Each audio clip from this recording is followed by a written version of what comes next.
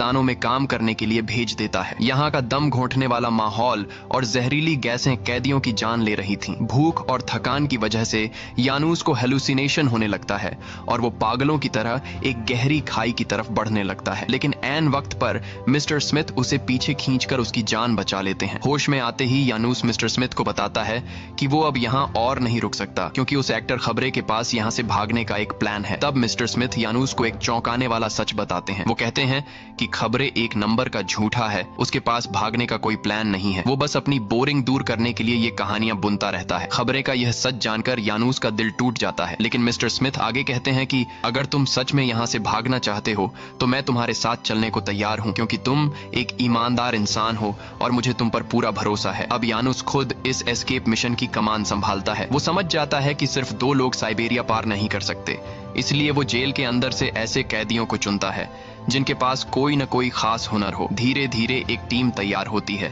जिसमें कुल 7 लोग शामिल होते हैं। इनमें मिस्टर स्मिथ के अलावा वाल्का नाम का एक खूंखार रशियन क्रिमिनल जिसके पास एक अवैध चाकू था, तोमाज नाम का एक पोलिश आर्टिस्ट, वॉस नाम का एक पादरी, जोरान नाम का एक अकाउंटेंट और काजिक नाम का एक मासूम पोलिश लड़का शामिल था जिसकी आंखों की रोशनी बहुत कमजोर थी। अब ये 7 सही मौके का इंतजार करने लगते हैं। आखिरकार वो रात आ ही जाती है जिसका इन्हें इंतजार था। एक रात साइबेरिया का मौसम बहुत ज्यादा बिगड़ जाता है और तेज बर्फीला तूफान चलने लगता है। यानूस अपनी टीम से कहता है कि इतनी तेज हवाओं में अगर हम भागेंगे तो बर्फ पर हमारे पैरों के निशान तुरंत मिट जाएंगे और गार्ड्स के शिकारी कुत्ते भी हमारी गंध नहीं सूंघ पाएंगे। रात के ठीक 12 बजे ये लोग मौका देखकर कैंप का पावर जनरेटर बंद कर देते हैं और ब्लैकआउट का फायदा उठाकर वाल्का के चाकू से कंटीली तारों को काटते हुए जेल से बाहर कूद जाते हैं। जैसे ही ये बात जेलर को पता चला कि कुछ कैदी जेल से भाग चुके हैं तो वो तुरंत अपनी पूरी फोर्स और कुत्तों को उनके पीछे लगा देता है। दूसरी तरफ यानूस और उसकी टीम बिना रुके घुटनों तक जमी बर्फ को चीरते हुए आगे बढ़ती है। कड़ाके की ठंड की वजह से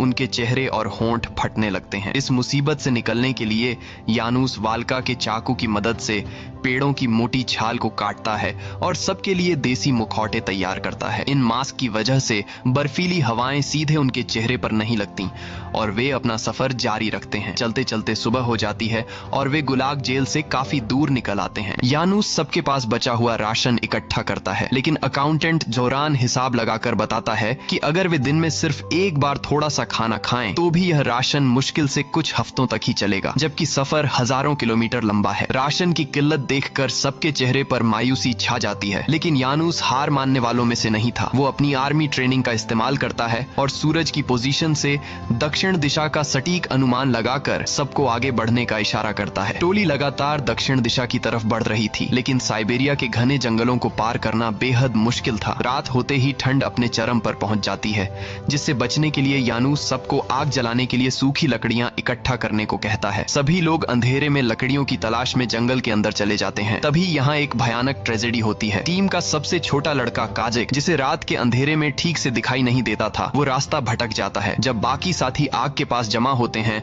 तो वे देखते हैं कि काजिक गायब है। यानूस और मिस्टर स्मिथ उसे ढूंढने के लिए वापस उस खौफनाक अंधेरे जंगल में जाते हैं, लेकिन तूफान के शोर में उनकी आवाजें दब जाती हैं। कई घंटों की तलाश के बाद भी जब उसका कोई सुराग नहीं मिलता तो वे निराश होकर लौट आते हैं। अगली सुबह जब कोहरा थोड़ा छटता है तो वे देखते हैं कि काजिक कुछ ही दूरी पर एक पेड़ के सहारे चुपचाप बैठा हुआ है। यानूस जैसे ही मुस्कुराते हुए उसके पास जाकर उसे छूता है, काजिक का शरीर एक पत्थर की तरह साइड में गिर जाता है। कड़ाके की ठंड ने रात भर में उसके पूरे जिस्म को बर्फ का बुत बना दिया था। इस मासूम लड़के की मौत से पूरी टीम अंदर से टूट जाती है। वे भारी मन से काजिक की लाश को वहीं बर्फ में दफन कर देते हैं और एक बार फिर अपने सफर पर आगे बढ़ने लगते हैं। अब उन्हें चलते चलते कई हफ्ते बीत चुके थे और जेल से चुराया हुआ राशन पूरी तरह खत्म हो चुका था। भूख के मारे सबकी हालत खराब थी। रास्ते में जो भी मिलता, चाहे वो अजीब गरीब कीड़े मकोड़े हों या पेड़ों की जड़ें, ये लोग अपनी सांसें चलाने के लिए उसे खा लेते थे। रास्ता पेचीदा होने के कारण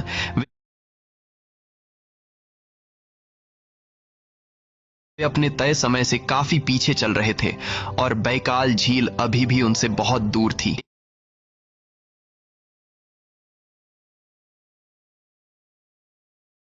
एक रात जब ये सब भूख से निढाल होकर एक गुफा के पास सो रहे थे, तभी अंधेरे में भेड़ियों के गुर्राने की आवाज आती है। यानूस और वाल्का दबे पांव जाकर देखते हैं कि भेड़ियों का एक झुंड किसी जंगली जानवर का शिकार कर रहा था। भूख इंसानों को इतना बेबस कर देती है कि ये लोग खुद भेड़िए बन जाते हैं। यानूस और बाकी सब हाथ में जलती हुई लकड़ियां लेकर चिल्लाते हुए उन भेड़ियों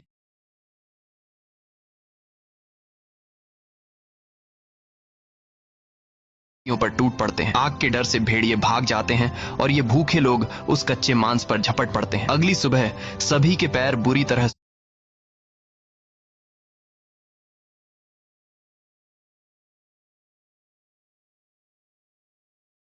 सूज चुके थे और वे आगे चलने की हालत में नहीं थे। यानूस कहता है कि तुम लोग यहीं रुको, मैं अकेला ही आगे जाकर बैकाल झील को ढूंढने की कोशिश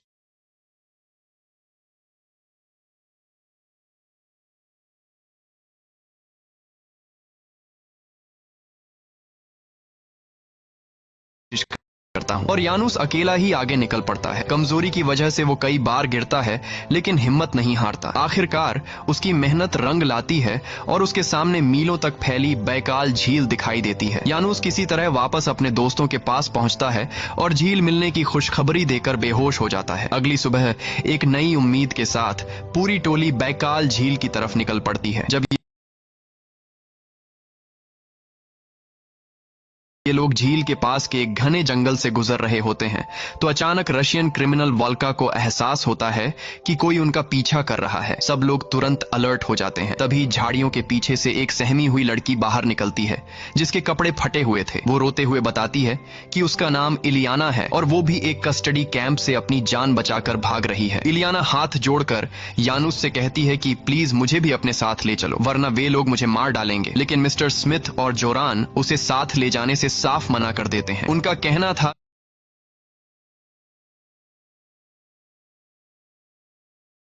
कि उनके पास खुद खाने के लिए कुछ नहीं है और एक लड़की की वजह से उनकी रफ्तार और धीमी हो जाएगी। यानूस भी भारी मन से उनकी बात मान लेता है और वे उस बेबस लड़की को वहीं अकेला छोड़कर आगे बढ़ जाते हैं। आगे बढ़ने पर इन्हें झील के किनारे दलदल में फंसा हुआ एक जंगली हिरण मिलता है। वाल्का तुरंत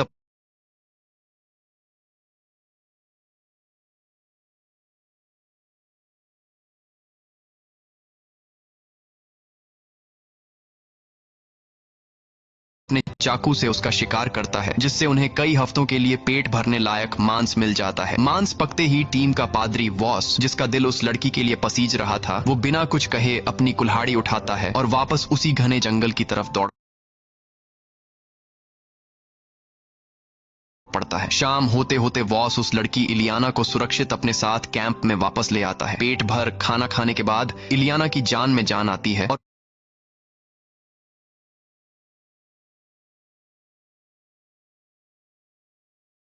वो भी इस ग्रुप का हिस्सा बन जाती है। इलियाना की मासूमियत और उसकी बातों ने इस ग्रुप के अंदर एक नई जान फूंक दी थी। वो चलते चलते सबका हौसला बढ़ाती और उनके दुखों को भूलने में मदद करती। यहाँ तक कि वो खूंखार रशियन क्रिमिनल वाल्का, जो किसी की भी जान ले सकता था, इलियाना के आने के बाद उसका दिल भी पिघलने लगा था और वो इलियाना की अपनी छोटी बहन की तरह परवाह करने लगा था। अब बैकाल झील को पीछे छोड़ते हुए ये 7 लोग कई हफ्तों का थका देने वाला सफर तय करके आखिरकार मंगोलिया के बॉर्डर तक पहुंच जाते हैं। दूर से उन्हें हरे भरे खेत और शांति से काम करते लोग दिखाई देते हैं, जिसे देखकर सबकी आंखों में खुशी की चमक आ जाती है। आखिरकार वे सोवियत यूनियन के उस खूनी नर्क से बाहर निकल आए हैं। लेकिन बॉर्डर पार करने से ठीक पहले रशियन क्रिमिनल वाल्का अचानक रुक जाता है। वो आगे जाने से मना कर देता है और कहता है कि वो एक क्रिमिनल है और किसी दूसरे देश में रिफ्यूजी बनकर नहीं जीना चाहता। उसका वजूद रूस में ही है। यानूस उसे गले लगाता है और वाल्का को गुड बाय कहकर बाकी के 6 लोग मंगोलिया के बॉर्डर में दाखिल हो जाते हैं। मंगोलिया के बॉर्डर में दाखिल होते ही ये 6 लोग जैसे ही मेन ऑफिशियल गेट के पास पहुंच पहुंचते हैं, वहां लगा एक विशाल बैनर देखकर उनके पैरों तले जमीन खिसक जाती है। उस बैनर पर सोवियत यूनियन के सबसे क्रूर कम्युनिस्ट लीडर जोसेफ स्टालिन की एक बहुत बड़ी तस्वीर टंगी हुई थी। ये देखकर सभी लोग पूरी तरह हैरान हो जाते हैं। असल में कम्युनिस्टों ने मंगोलिया पर भी अपना कब्जा कर लिया था और वहां भी सोवियत की ही हुकूमत चल रही थी। इसका मतलब साफ था कि मंगोलिया भी उनके लिए सुरक्षित नहीं था। हजारों किलोमीटर की मेहनत बेकार होते देख मिस्टर स्मिथ और जोरान उदास होकर जमीन पर बैठ जाते हैं। तभी यानूस आगे आता है और कड़क आवाज में कहता है कि अगर मंगोलिया हमारे लिए सेफ नहीं है तो हम यहाँ नहीं रुकेंगे। हम चीन के रास्ते तिब्बत जाएंगे और तिब्बत को पार करके सीधे इंडिया पहुंचेंगे। इंडिया में अभी ब्रिटिशर्स का राज है, वहाँ कम्युनिस्ट हमें छू भी नहीं सकते। हम सिर्फ वहीं सुरक्षित रह सकते हैं। इंडिया का नाम सुनकर सबके चेहरों पर एक बार फिर चमक लौट आती है। लेकिन यह रास्ता कितना खौफनाक होने वाला था, इसका अंदाजा किसी को नहीं था। इंडिया पहुंचने के लिए उन्हें मंगोलिया और चीन के बीच फैले दुनिया के सबसे बेरहम और तपते हुए रेगिस्तान यानी गोबी डेजर्ट को पार करना था। एक नए मिशन के साथ ये 6 लोग एक बार फिर अपने सफर पर निकल पड़ते हैं। लेकिन जैसे ही वे गोबी रेगिस्तान के अंदर कदम रखते हैं, पासा पूरी तरह पलट जाता है। अब उनका सामना होता है आसमान से बरसती आग और झुलसा देने वाली तेज धूप से, जहां तापमान 45 डिग्री सेल्सियस से भी ऊपर था। गोबी रेगिस्तान की झुलसा देने वाली गर्मी में इनके भारी कपड़े और ओवरकोट, जो कभी साइबेरिया की ठंड में जान बचाते थे, अब सबसे बड़ा बोझ बन चुके थे। भूख और प्यास से सबका गला सूख चुका था और दूर दूर तक रेत के सिवा कुछ नहीं दिख रहा था। रास्ते में जो भी छोटे मोटे कीड़े मकोड़े या छिपकलियां मिलती, ये लोग अपनी जान बचाने के लिए उन्हें कच्चा ही चबा जाते। जब प्यास बर्दाश्त से बाहर हो जाती है तो वे अपने ही पसीने से भीगे कपड़ों को निचोड़कर अपने होठों को गीला कर रहे होते हैं। तभी अचानक मिस्टर स्मिथ को एक दिशा में कुछ हरे भरे पेड़ दिखाई देते हैं। वे खुशी से चिल्लाते हैं कि वहाँ पानी जरूर होगा। रॉयल एनफील्ड बाइक लेनी है पर बजट नहीं है? अरे तो जूपी पर फ्री लूडो खेलो और ब्रांड न्यू रॉयल कि वहां पानी जरूर होगा और पागलों की तरह उस तरफ भागने लगते हैं। लेकिन यानूस तुरंत उनका हाथ पकड़कर रोकता है और कहता है कि वहां मत जाइए। वो कोई पेड़ नहीं बल्कि रेगिस्तान का एक छलावा यानी मिराज है। हमें अपनी तय दिशा यानी दक्षिण की तरफ ही जाना होगा। लेकिन मिस्टर स्मिथ प्यास के मारे इतने बेहाल थे कि वे यानूस की बात नहीं सुनते और आगे दौड़ पड़ते हैं। मिस्टर स्मिथ को भागता देख यानूस और बाकी सब भी उनके पीछे दौड़ते हैं, क्योंकि वे इस रेगिस्तान में एक दूसरे का साथ नहीं छोड़ सकते थे। लेकिन जैसे ही ये सब वहां पहुंचते हैं, सबके होश उड़ जाते हैं। यानूस जिसे छलावा समझ रहा था, वो असल में सच था। वहां सचमुच पेड़ों के बीच पानी का एक पुराना कुआं था। पानी को देखते ही ये लोग खुशी से पागल हो जाते हैं और सीधे कुएं में मुंह लगाकर हफ्तों की प्यास बुझाते हैं। तोमाज और जोरान कहते हैं कि हमें कुछ दिन यहीं आराम करना चाहिए। लेकिन यानूस समझाता है कि यहाँ पानी तो है पर खाना नहीं। अगर ज्यादा दिन रुके तो भूख से इतने कमजोर हो जाएंगे कि फिर कभी खड़े नहीं हो पाएंगे। हमें कल सुबह ही यहाँ से निकलना होगा। अगली सुबह सभी लोग बर्तनों में पानी भरकर एक बार फिर उस तपते हुए रेगिस्तान में चल पड़ते हैं। लेकिन दोपहर होते होते अचानक आसमान का रंग बदलने लगता है और एक विशाल रेतीला तूफान उनकी तरफ बढ़ने लगता है। देखते ही देखते चारों तरफ घोर अंधेरा छा जाता है। जान बचाने के लिए ये सभी लोग एक दूसरे का हाथ पकड़कर रेत के टीलों के पीछे छिप जाते हैं और खुद को कपड़ों से ढक लेते हैं। कई घंटों की तबाही के बाद जब तूफान थमता है तो वे देखते हैं कि उनका सबसे बड़ा खजाना यानी पानी की थैलियां रेत में दब चुकी थीं। अब उनके पास आगे के सफर के लिए सिर्फ कुछ घूंट पानी ही बचा था। मुसीबतें यहीं खत्म नहीं होती। अगले दिन जब वे फिर से चलना शुरू करते हैं तो पोलैंड की वो मासूम लड़की इलियाना अचानक चक्कर खाकर तपती रेत पर गिर पड़ती है। भयंकर गर्मी और लगातार पैदल चलने की वजह से उसके पैर बुरी तरह सूज चुके थे और उनमें से खून रिस रहा था। इलियाना के पैरों की हालत देखकर सबका दिल दहल जाता है। लेकिन वो बहादुर लड़की मुस्कुराने की कोशिश करती है ताकि उसकी वजह से बाकी लोगों का सफर न थमे। वो हिम्मत जुटाकर कांपते पैरों से फिर चलना शुरू करती है। लेकिन कुछ ही दूरी पर जाने के बाद वो दोबारा बेहोश होकर गिर पड़ती है। इस बार पादरी वॉस आगे आता है और इलियाना को अपनी गोद में उठा लेता है। खुद वॉस की हालत खराब थी, लेकिन वो उसे मरने नहीं देना चाहता था और उसे गोद में लेकर भारी कदमों से रेत के टीलों को पार करने लगता है। पादरी वॉस इलियाना को गोद में उठाए लगातार आगे बढ़ रहा था, लेकिन रेगिस्तान की झुलसा देने वाली गर्मी उस मासूम लड़की के जिस्म का बचा कुचा पानी भी सोख लेती है। इलियाना का शरीर पूरी तरह जवाब दे चुका था और वो वॉस की गोद में ही अपनी आखिरी सांस लेती है। इस ग्रुप की इकलौती उम्मीद जो सबको हंसाती थी और जीने की वजह देती थी, वो अब इस दुनिया को अलविदा कह चुकी थी। पूरी टीम इलियाना की लाश के पास बैठकर बच्चों की तरह रोने लगती है। मिस्टर स्मिथ तो पूरी तरह टूट जाते हैं। वे भारी मन से रेत को खोदकर इलियाना को वहीं दफन कर देते हैं। इन सब के पास शोक मनाने का भी वक्त नहीं था, क्योंकि अगर वे यहाँ रुके रहे तो रेत उन्हें भी खुद में दफन कर लेगी। वे लोग रोते हुए आगे बढ़ जाते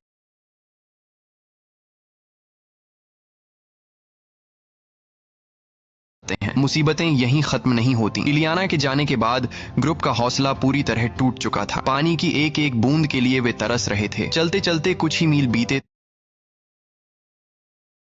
थे कि अचानक पोलैंड का वो आर्टिस्ट तोमास, जो अपनी स्केचिंग से सबका दिल बहलाता था, वो भी गर्मी और डिहाइड्रेशन के कारण अचानक जमीन पर गिर पड़ता है। जब यानूस दौड़कर उसके पास पहुंचता है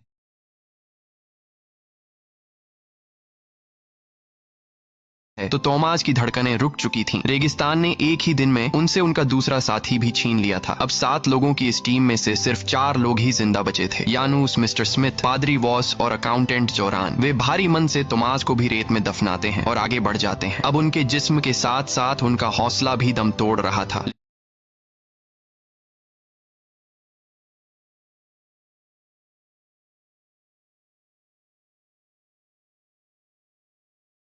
लेकिन आखिरकार कई दिनों के इस खौफनाक सफर के बाद रेगिस्तान की वो रेत खत्म होती है और सामने विशाल पत्थरीले पहाड़ दिखाई देने लगते हैं। पहाड़ों को देखकर यानूस के चेहरे पर एक उम्मीद जागती है कि यहाँ पानी का कोई न कोई जरिया जरूर होगा। लेकिन तभी अचानक मिस्टर स्मिथ के घुटने जवाब दे देते हैं और वो वहीं पत्थरीली जमीन पर गिर पड़ते हैं। वो पूरी तरह थक चुके थे, इसीलिए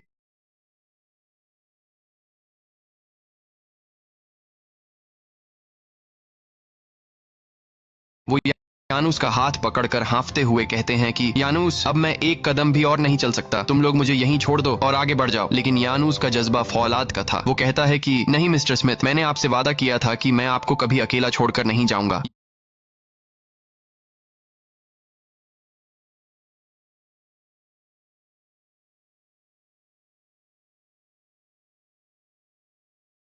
यानूस तुरंत वॉस और जोरान को आगे जाकर पानी ढूंढने के लिए भेजता है और खुद मिस्टर स्मिथ को सहारा देकर घसीटते हुए शाम होने तक उन सब के पास पहुंचा जाता है।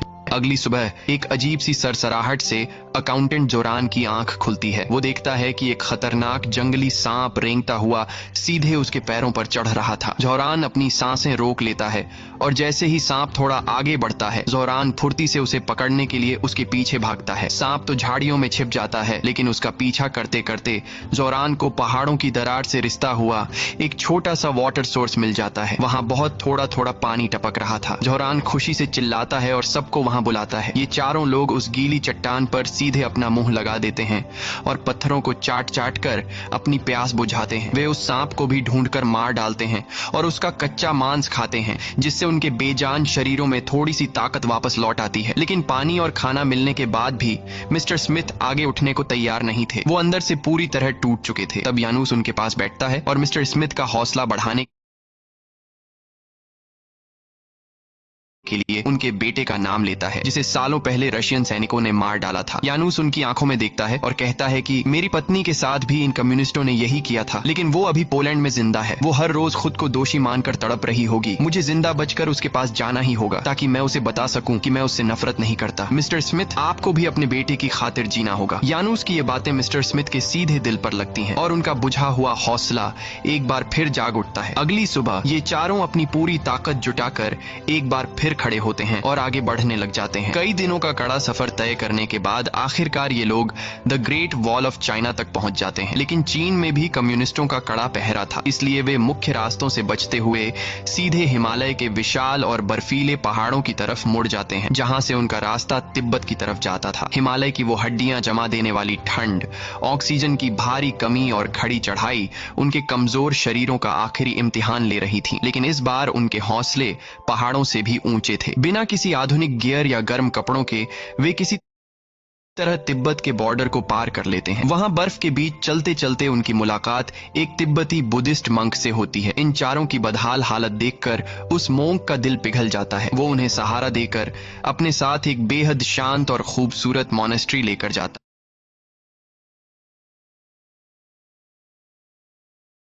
है। उस बौद्ध मठ में इन थके हुए मुसाफिरों का बहुत ही प्यार से स्वागत किया जाता है। उन्हें गर्म खाना, साफ पानी और पहनने के लिए कपड़े दिए जाते हैं। कई महीनों बाद ये लोग एक सुरक्षित छत के नीचे चैन की सांस ले रहे थे। तभी वहां का मुख्य मोंक यानूस के पास आता है और कहता है कि यहाँ से इंडिया जाने का रास्ता सिक्किम से होकर जाता है, लेकिन अभी पहाड़ों पर बहुत ही भयानक बर्फबारी हो रही है। अगर तुम लोग अभी गए तो मारे जाओगे। तुम्हें ठंड कम होने तक कम से कम 3 महीने यहीं इंतजार करना होगा। लेकिन यानूस के दिमाग में तो बस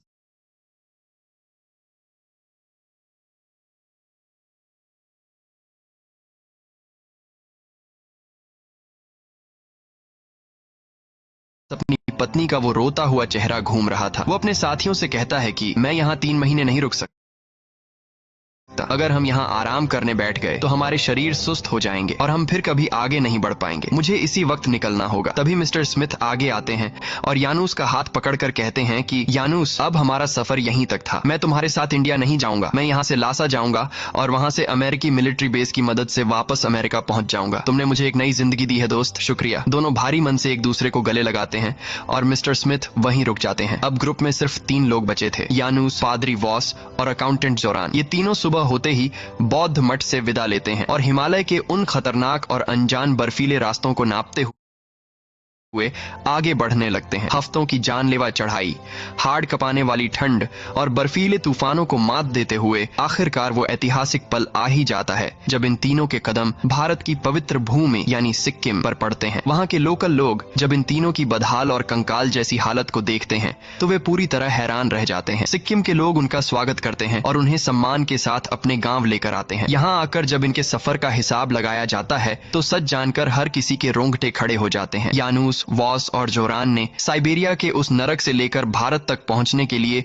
कुल 6400 किलोमीटर का सफर पैदल तय किया था। यह मानव इतिहास का सबसे बड़ा और खतरनाक सर्वाइवल एस्केप था। इन्होंने दुनिया की सबसे जानलेवा ठंड, सबसे तपते रेगिस्तान और सबसे ऊंचे पहाड़ों को अपने हौसले से छोटा साबित कर दिया था। आखिरकार वक्त का पहिया घूमता है और साल 1989 में एक बहुत बड़ा ऐतिहासिक बदलाव आता है। पूरी दुनिया में कम्युनिज्म का डाउनफॉल होता है और सोवियत यूनियन का राज खत्म हो जाता है। पोलैंड को पूरे 50 साल बाद आजादी मिलती है। अब यानूस एक बूढ़ा आदमी बन चुका था। उसके बाल पूरी तरह सफेद हो चुके थे और चेहरे पर उम्र की झुर्रियां आ चुकी थीं। लेकिन जैसे ही उसे पोलैंड की आजादी की खबर मिलती है वो बिना एक सेकंड गंवाए सीधे अपने गांव की तरफ निकल पड़ता है। अगले सीन में हम देखते हैं कि यानूस अपने उसी पुराने घर के सामने आकर खड़ा होता है। वो आगे बढ़ता है और दरवाजे के पास रखे एक बड़े पत्थर को हटाकर उसके नीचे छुपाई हुई वही पुरानी चाबी निकालता है। वो कांपते हाथों से ताला खोलता है और जैसे ही अंदर कदम रखता है सामने कुर्सी पर उसकी पत्नी बैठी दिखाई देती है